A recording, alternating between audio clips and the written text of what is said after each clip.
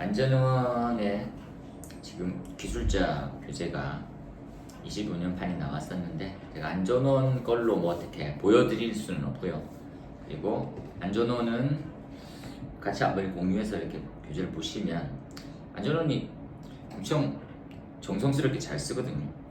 그래서 23년도 내용이 엄청 좋았는데 그게 반영이 잘 안 됐고, 그 다음에 지금 이번에 나왔던 것들이 좀 또 괜찮은 거니까 한번 다 보시고, 그렇죠? 그래서 걔네들은 지금 우리 기술자 교육의 편집은 앞쪽에는 법이 개정되어 있는 다음 것도 있어요. 그 개정법들도 중요도가 높은 거니까 한번 다 보시고. 개정법 뭐 있는가 한번 볼까요? 주택건설 사업 감리업자 선정, 이건 알고 계시죠? 그리고 부정청탁도 지금 엄청 획기적으로 해서, 부정청탁은 밑에 보시면 되게 재밌는 게 100만 원, 1000만 원 이렇게 돼 있거든요. 여기 이제 1, 2, 3, 4, 5, 6으로 다들 이렇게 준 놈이나 받은 놈이나 둘 다 이렇게 처벌받게 되거든요. 시공능력 평가 관련돼서 이렇게 개정됐죠. 그리고 경력 인정도 넓어졌고요. 그 다음에 시설법은 관리사 이제 특례는 사라지고 없어지고 있는 부분이다라고 생각하시면 되겠네요, 그죠? 관리사가 26년까지 못하면 나가리입니다. 이렇게 될 것 같은데. 나가리. 이제 그 위험물을 면제를 해주고 기사를 취득한 사람이 응시할 수 있게 되면, 그러면 이제 나쁜 말로 하면 진입장벽이 엄청 낮아지는 거죠. 이제 또 세방에 이제 지금의 기사 수준들인 값어치가 그까지 떨어지게 하겠냐마는, 근데 지금은 속된 말로 관리사 1년 경력이 없으면 주인력으로 쓸 수가 없게 돼 있거든요. 그렇다 보니까 이 사람 어디다 써먹어, 아무 쓸모할 데가 없는데, 그렇다 보니까 연봉이 엄청, 그러니까 건축전기 기술사가 취득하기는 되게 어렵거든요. 그러니까 한 4, 5년의 공부기간이 최소한 든다더라고. 그런데 따도 연봉이 최고 5천만 원이 안 되는 사람 많더라고요. 건축 전기 기술사.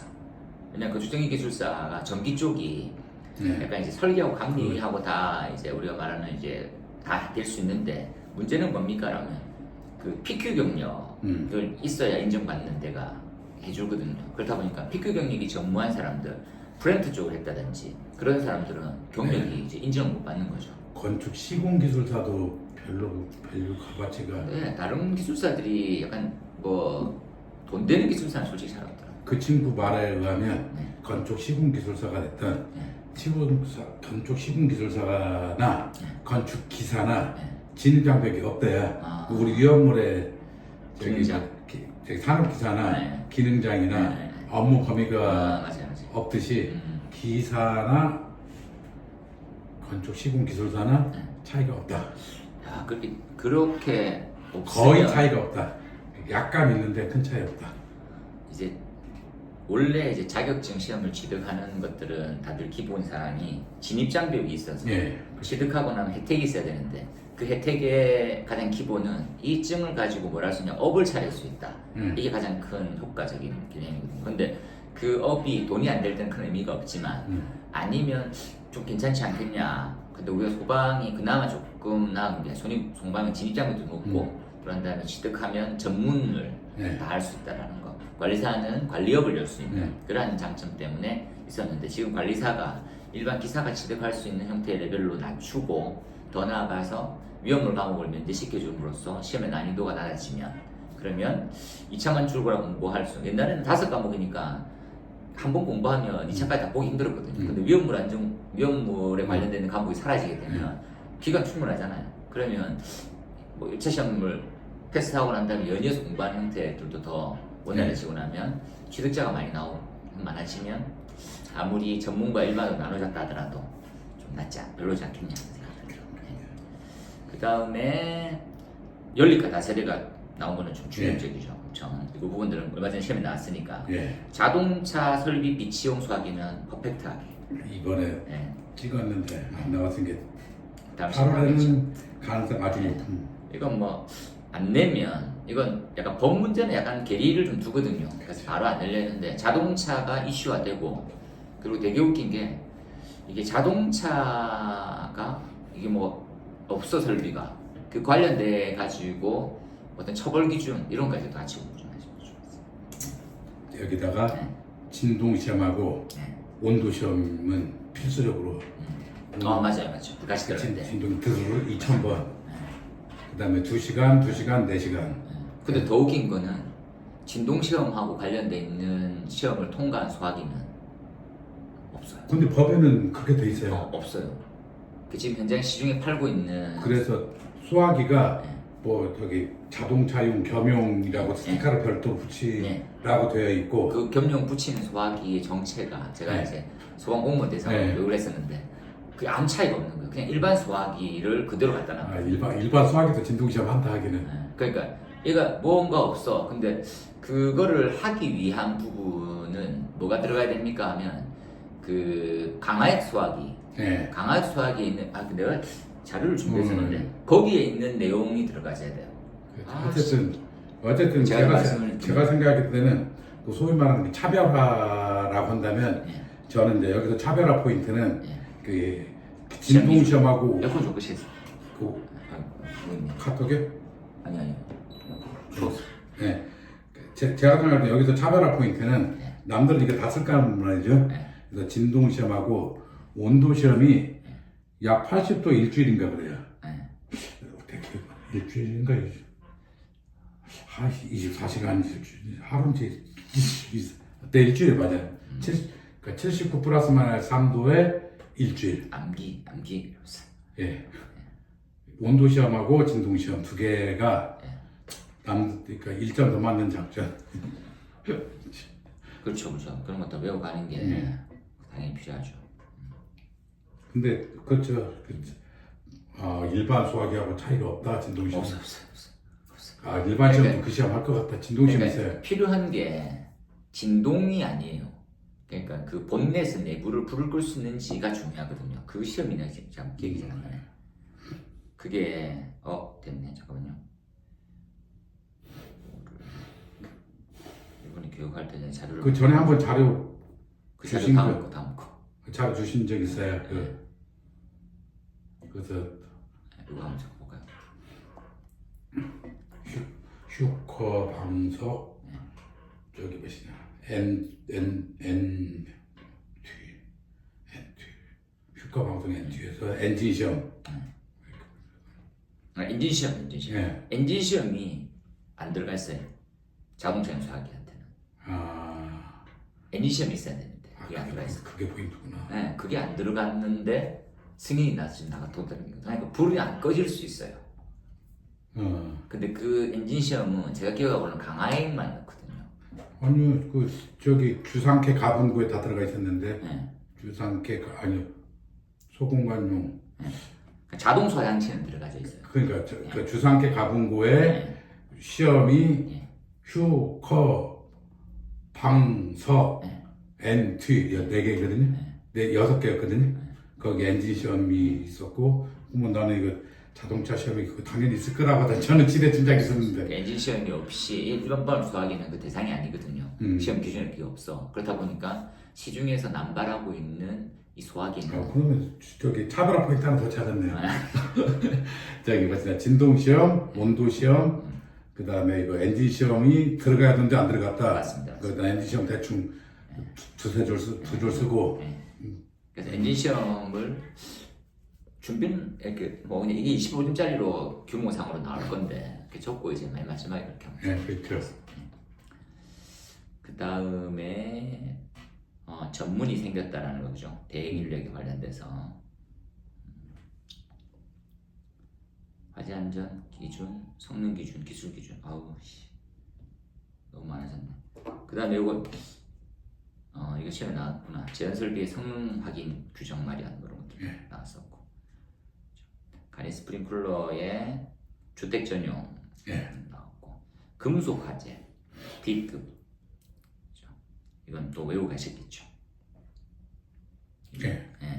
그래서 마그네슘 10에서 칼륨 나트륨까지. 그 마그네슘은 이미 원래 입법화가 된 거고 고시 된 거고 나트륨은 아직 걔도 아예 중에 있는 거죠. 아직 근데 이제 안 떴으니까 끝까지 들어가야 그냥 기본적으로 완벽한 마그네슘으로 시험하는 건 큰 의미 솔직히 없거든요. 그렇죠. 마그네슘은 지난 시험 나올 줄 알았는데 안 나와요. 사람 시험에 나올 가능성이 90%라고. 그거 좀 보시면 좋죠. 그 다음에 화설비 변기 연구 선수가 일부 개정 네, 그렇게 나와 있네요. 그렇게 한번 딱 보고 그다음에 우리가 지금 그다음에 여기 나와 있는 그 부치제도 나올 것 같은데. 부치제 준비하시는 게 좋겠죠. 근데 부치제가 약간 좀 애매한 게 덩어리를 생각해 보면 CO2 소화 설비용이거든요. 예. CO2 소화 설비에 그냥 안전시설. 그다음 그 세부 지침은 없죠 아직은. 없습니다. 그러니까 그 기준도 나쁘지 않아요. 그 기준까지는 봐도 왜냐하면 연동해서 방출되는 타입이 있고 그리고 우리가 말하는 집합관에서 방출되는 메커니즘도 있거든요. 그 부분에서 교수님 주신 자료까지만 해야겠다. 네, 그까지 준비하시고 그 외에는 특이점이 그 예전에 한 90m의 기출 문제는 무슨 TMB, 무슨 DM, NEC 한 4가지에서 그러니까 도시가스에서 쓰는 그 부치제를 물어본 시험이 있었거든요. 맞습니다. 그것들은 그러니까 뭐 종류니까 그러니까 그것들도 뭐 추가해서 약간 보완 차원에서만 해야 되고 일단은 부치제가 설치되고 있는 이산화탄소 소화설비에 대한 기준 그 기준이 짧게 나오면 10점짜리로 확대되면 큰 의미는 별로 없어요. 이거는 또 이제 현실적인 문제점을 또 쓰라고 할까봐 가슴이 달라하는. 부치제는 현장에서 실제로 저는 이제 발전소 합수를 가봤었을 때 그 집합관을 뚫어가지고 해놨더라고요. 2차 집합관을. 그래서 뚫어가지고 해놨는데 뚫는 데 되게 걱정되고 위험하다. 그러니까 집합관 있으면 여기다 부치제를 그러니까 그 용기가 거기에 세팅되게 해놨어요. 그러니까 이제 이것 또한 뭡니까라면 압력을 통해서 가면 이게 열려가지고 나가게 그렇게 돼 있는 장비죠. 그래서 보통 사진 같은 거 보면 꼽듯이 해놓거든요. 또 이제 현실적인 문제점과 내성적으로 떠나서 문제 지금 현실적인 문제점은 안 하고 있어서 근데 집합 배관을 갖다가 우리 드릴링하는 자체는 위험도가 크잖아요. 외부에 이제 누설까지도 확인해야 되는데 그런 부분들. 그래서 보편 타당한 방식이 감지기 연동에 의해서 해당되는 방호구역 내부에 부치제만 방출되는 그게 좀 좋아 보이는데. 좋아 보이긴 하더라고요. 저도. 근데 실제로 가스 배관이 있으면 가스 저장소에서 저 방호구역으로 갈 때는 배관 이렇게 쭉 갔다가 천장 가까이다 매달지 않아요, 배관이? 맞습니다. 그러니까 여기가 저장실이고 저쪽 방호구역 쭉 이거 저가 설계한다고 하더라도 천장 가까이 바짝 매달아서 여기로 갈 것 같아요. 맞아요. 그러면 수직에서 떨어지는 부치제는 별로 공간이 없을 것 같고 그 다음에 이거 천장에 그게 전체 다가 아니고 선택별구 바로 2차 측이 거기에 부치제를 달아요. 그쵸, 선택별구 2차 측. 바로. 그렇게. 거기서 유지관리도 잘해요. 방호구역 내에 부치제가 달려요. 오케이, 그러네. 선택별구. 오케이. 그렇게 해서 다른 데가 유용하죠. 그래서 이번에 그 다음 넘어가면 기술자 소재는 제연 설비하고 스프링클러로 다 되어 있고요. 그리고 첫 번째 소재는 유입공기 배출 장치에 대한 부분. 유입공기는 28페이지 테이블 있잖아요. 빨리 넘어오세요. 28페이지 표가 이제 여기 금속 화재 그 전에는 이게 없다가 맞습니다. 이게 새로 생겼잖아요. 맞습니다.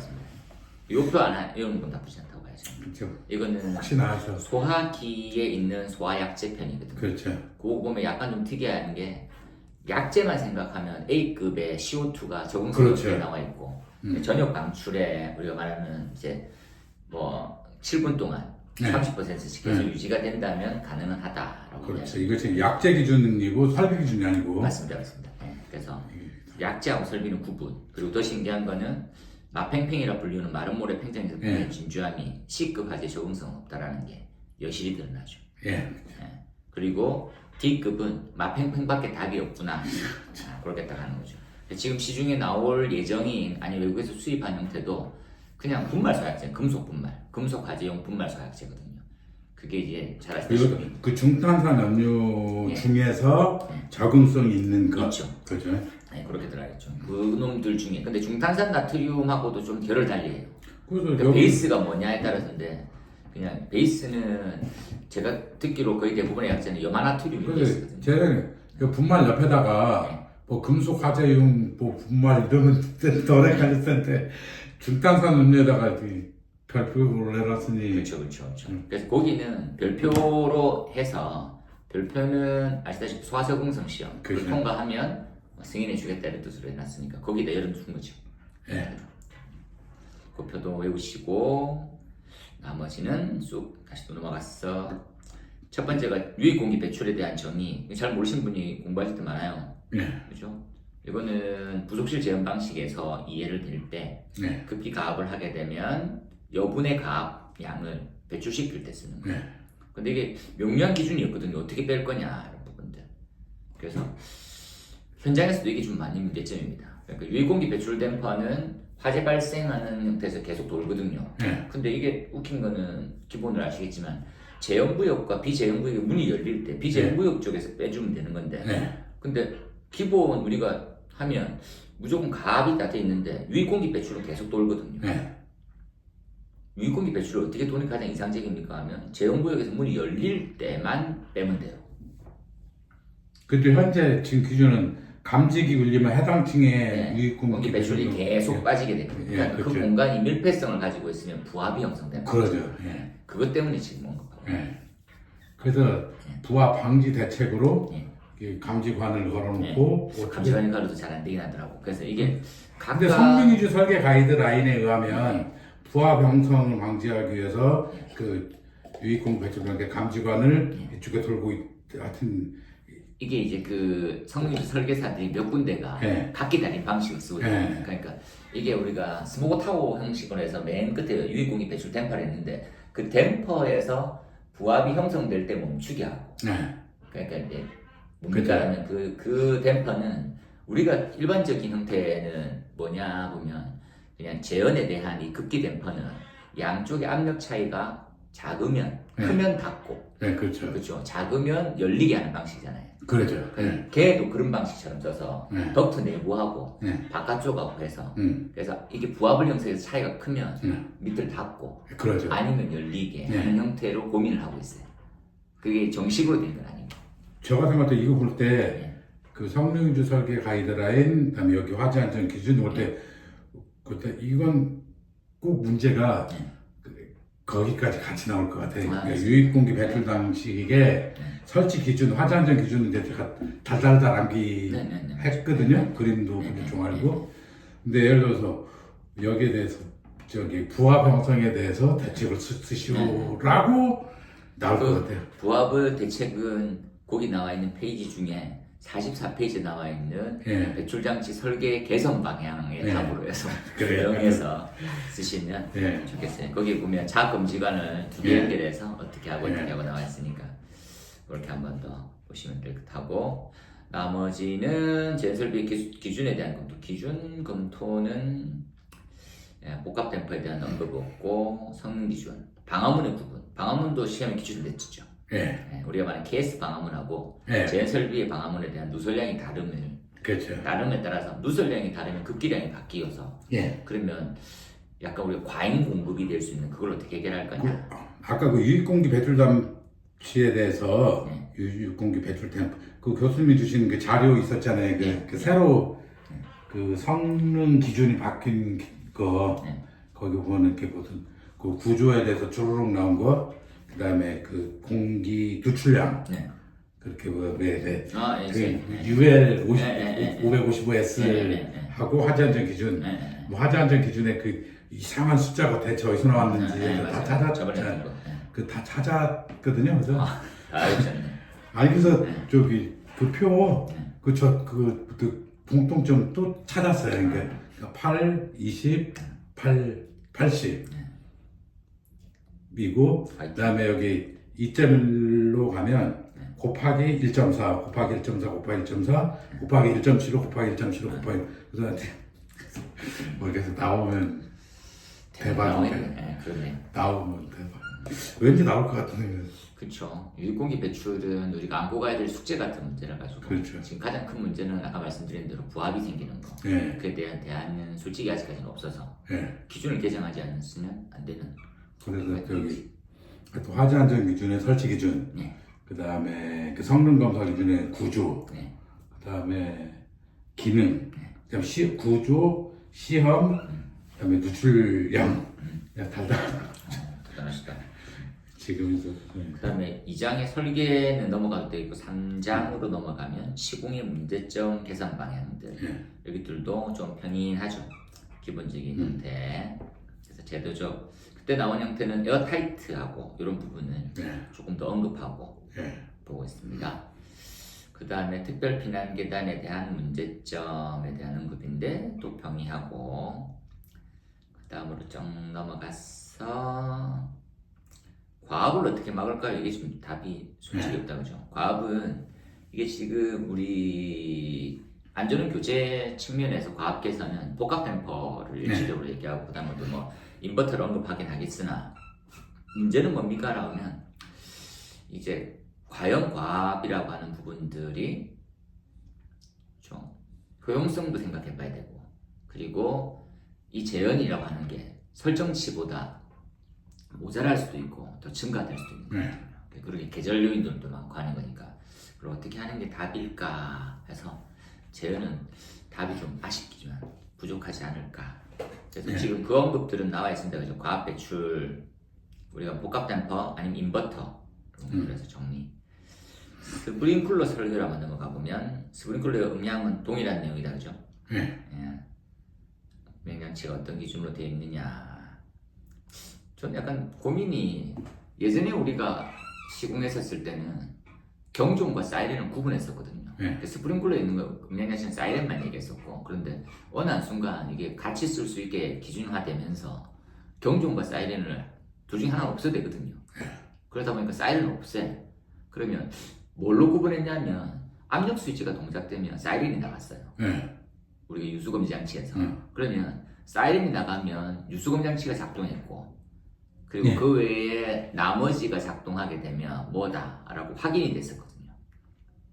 자탄 감지기. 근데 지금 같은 경우에는 그걸 혼용해서 쓸 수 있다 보니까 하나를 또 면제받을 수 있거든요. 두 음향장치니까 경종하고.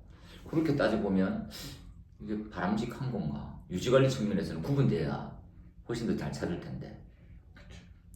그런 부분 조금 아쉽긴 하더라고요. 그 남상욱 교수님 책에 보면 그것을 구분돼야 된다라고 뭐 주장하고 있거든요. 그래서 구분해야 된다.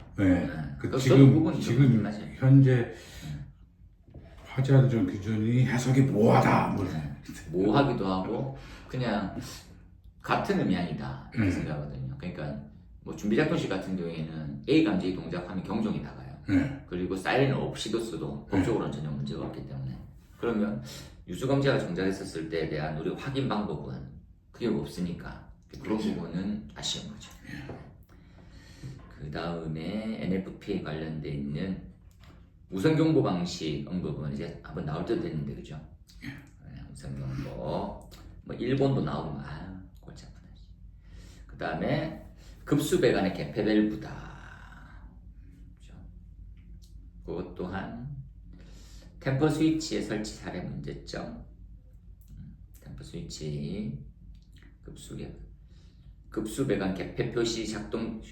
난 말도 너무 웃기더라고. 급수배관 개폐 표시 작동 표시 스위치. 급수배관 개폐 밸브 작동 표시 스위치. 템퍼 스위치 하면 되는 건데. 그리고 말은 적어줘야 되는 거니까. 개폐 표시 작동 표시 스위치. 말이 좀 어렵네요. 송수구도 기출 문제고. 그렇죠?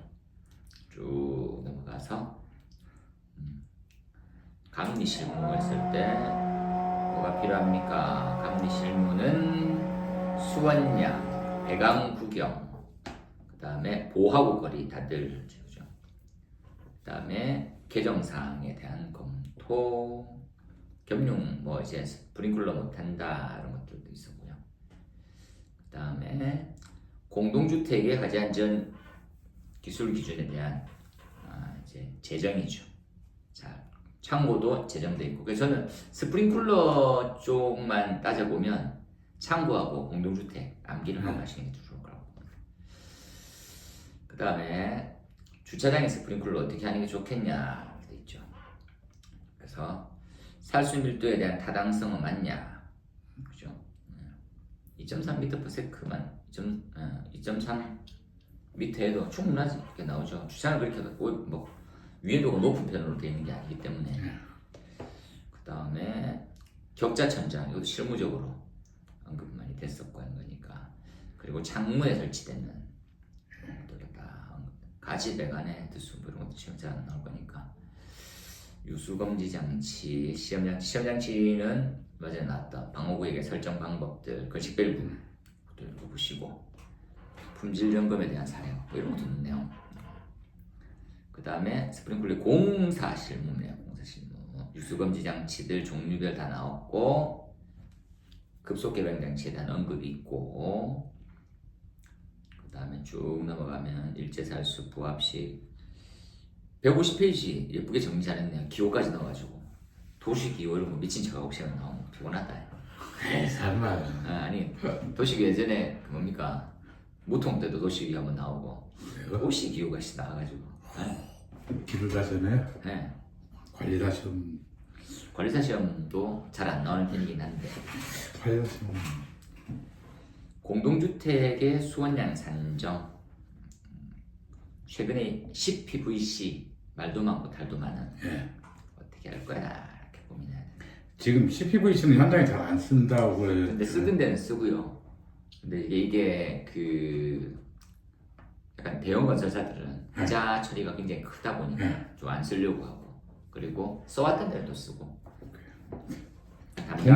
수기에서 동관은 거의 안 쓴다라고. 동관은 못 쓰죠. 너무 단가가 너무 높아가지고. 그 다음에 몇 년 전에 그 LH에서 사고 나가지고. 맞습니다. LH가 사고 나기 전후도 다 동관 쓰는 데는 없어요. 아, 동관이 비싸요? 동관 비싸죠. STS보다 훨씬 더 비싸죠. 그러니까 동관을 쓰는 이유는 뭐 장점이 유지관리에 대한 그냥 메인터넌스 자체의 비용이 안 든다고 보는 거거든요. 부식이 덜 나고. 네, 부식도 안 나고. 근데 알고 봤더니 부식도 나고. 아, 그리고 누수가 생기는 거예요. 그러더니 이제 답 없거든요. 그래서 이건 시공의 문제점이냐 아니면 그 동 자체에 중요한 그 동도 안에 그 물에 안에 있는 내용물이 워낙 다양한 원인이 있어가지고 답이 없다라고 하더라고. 그래서 여러 기관한테 물성연구소부터 다 보냈는데 답이 이거는 이제 그 특정 지을 수 없게 나온 거예요. 그러다 보니까 담당자들이나 아니면 본사 차원에서는 사용 못하겠다. 뭐냐면 이건 LH 같은 경우에는 시공이 목적이보다는 유지 관리가 더 중요하거든요. 그러니까 한 20, 30년 기본 사시는 분들이니까 그때 이제 다 하자건이 LH에게 있다 보니까 초창기 비용이 많이 들더라도 유지 관리 비용이 작게 들면 훨씬 이득인 조직이잖아요.